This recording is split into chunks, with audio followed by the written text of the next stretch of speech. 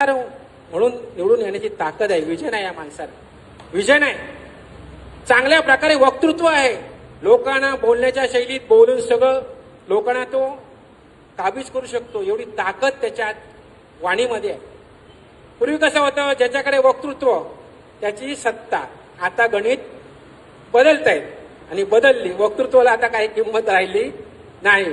परंतु विक्रांत सावंतकडे एक असा राजकीय वारसा आहे की त्यांचे आजोबा कैलासवासी आरोग्यमंत्री भाईसाहेब सावंत, त्यांचं या ठिकाणी आदराने नाव घ्यायला पाहिजे. का घ्यायला पाहिजे?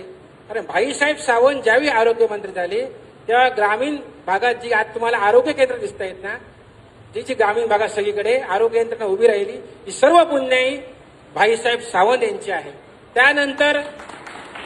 त्यानंतर त्याला ऊर्जितावस्था विकासभाई आरोग्य सभापती असताना विकासभाईंनी निधी करून दिली आणि ते याबरोबर विकासभाईंची त्याला जोड आहे.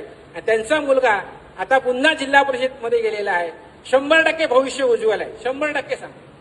चेहऱ्यावर लक्ष्मी दिसते, सरस्वतीच्या जिभेवर दिसते, चेहऱ्यावर लक्ष्मी दिसते. हा माणूस भविष्यात काहीतरी करणार, 100% करणार.